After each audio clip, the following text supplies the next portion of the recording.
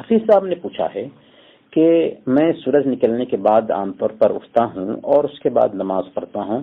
تو کیا کوئی حرج کی بات ہے؟ پھر انہوں نے یہ بھی کہا ہے کہ والدین کو حج کرانا چاہتا ہوں، تو کیا اسی سال کرانا ضروری ہے؟ حفیظ صاحب کے سوال سے ظاہر یہ ہو رہا ہے کہ ان کا دینی مزاج ہے، تبھی تو انہوں نے کہا کہ میں اپنے والدین کو حج کرانا چاہتا ہوں۔ لیکن کبھی کبھار کیا ہوتا ہے کہ شریعت کی روح کو اچھے انداز میں آدمی نہیں سمجھ پاتا، جس کی وجہ سے سستی ہوتی رہتی ہے۔ لہذا حفیظ صاحب سے ہم یہ عرض کرنا چاہیں گے کہ نماز یہ ایک مسلمان کی پہچان ہے، اور نماز 4 وقت کی فرض نہیں ہے بلکہ 5 وقت کی فرض ہے، اور اللہ پاک نے بیان فرمایا ان الصلاۃ کانت علی المؤمنین کتابا موقوتا، کہ نماز مومنوں پر وقت کی پابندی کے ساتھ فرض ہے۔ لہذا آپ جو اپنا معمول بنا چکے ہیں سورج نکلنے کے بعد جگنے کا، اس میں تبدیلی لائیں،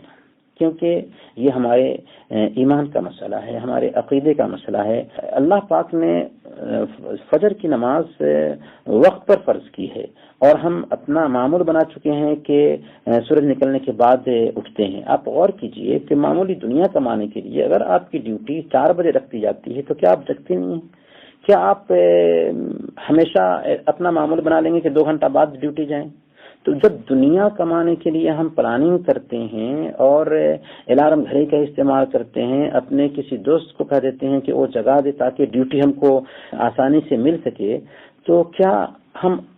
آخرت بنانے کے لیے، جس کی خاطر اللہ پاک نے ہم کو دنیا میں پیدا کیا ہے، اور جو ہمارے اسلام کی پہچان ہے، ایمان کی پہچان ہے، کل قیامت کے دن سب سے پہلے اس کے بارے میں پوچھ گچھ ہونے والی ہے۔ اللہ کے نبی صلی اللہ علیہ وسلم کی آنکھوں کی ٹھنڈک تھی، صحابہ کرام کے بارے میں تصور بھی نہیں کیا جاتا، یہاں تک کہ منافقین بھی فجر کی نماز ادا کرنے کے لیے آتے تھے۔ تو اتنا بڑا مقام اور مرتبہ ہے نماز کا، اور ہم اس کو ایسے ٹرخا رہے ہیں، تو شریعت کی روح کو نہ سمجھ کا یہ نتیجہ ہے۔